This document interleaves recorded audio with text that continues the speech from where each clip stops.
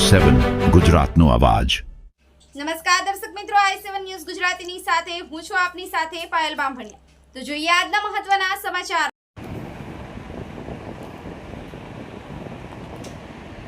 પંચમહાલ જિલ્લાના સેરા તાલુકાના બોરિયા ગામે ઇન્ટરનેટને લઈને લોકો પરેશાન। પ્રાપ્ત માહિતી અનુસાર પંચમહાલ જિલ્લાના સેરા તાલુકાના અંતરિયાળ ગામ બેરિયા આસુંદરિયા વિસ્તારમાં પ્રાઇવેટ એજન્સી દ્વારા ટાવર ઊભા કરી દેવામાં આવ્યા। દર મહિને 400 થી 500 રૂપિયાનું વોડાફોન કંપનીના રિચાર્જ કરાવી, પરંતુ જે સર્વિસ મળે એ જોઈએ તે નથી મળતી। એક બાજુ સરકાર દ્વારા ડિજિટલ પેમેન્ટ અને તમામ પ્રકારની ડોક્યુમેન્ટ ઓનલાઈન કરી દેવામાં આવ્યા હશે, ત્યારે ઇન્ટરનેટ સેવા ઉપલબ્ધ નથી હોતી, તો પછી ગામડાનો ગરીબ ઉપર જાય તો જાય ક્યાં, એ સવાલ ઊભો થયો છે।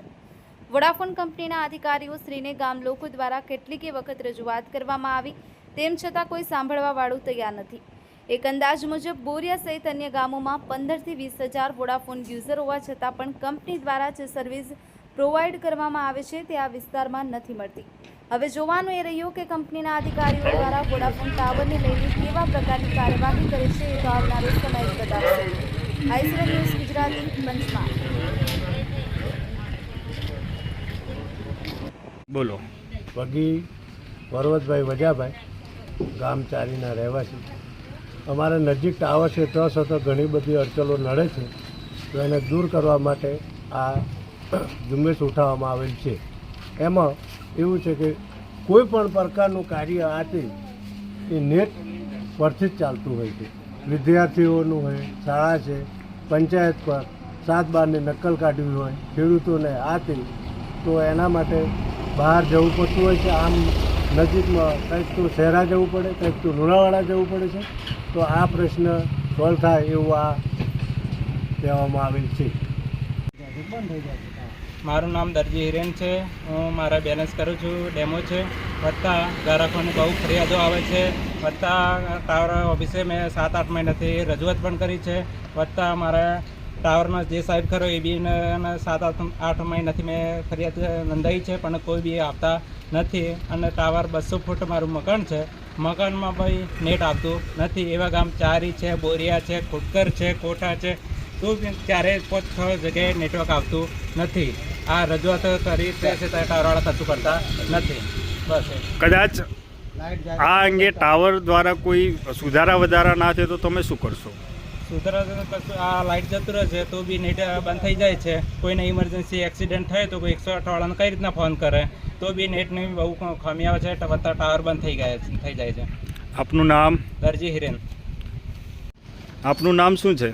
ગઢવી ઘનશ્યામ કુમાર અજીતસિંહ। ટાવર અંગે શું તકલીફ થયેલી છે તમને? અત્યારે ડિજિટલ જમાનામાં ડિજિટલ પેમેન્ટ અને વાત કરવામાં આવે છે સરકાર દ્વારા, પણ અહીંયા આજુબાજુ દુકાનો ઘણી આવી છે, પણ કોઈને સ્કેન થતું નથી અને પેમેન્ટ ટ્રાન્સફર થતું નથી, એટલે દુકાનોવાળાને તકલીફ પડે છે। એટલે વોડાફોન કંપનીનો ટાવર છે પણ બિલકુલ શોભાનો ગાંઠ્યો જ છે, નેટ બિલકુલ આવતું નથી। આવું કેટલા સમયથી થાય છે? લગભગ કોરોના સમયથી આ તકલીફ છે અને બિલકુલ નેટ તો આવતું જ નથી।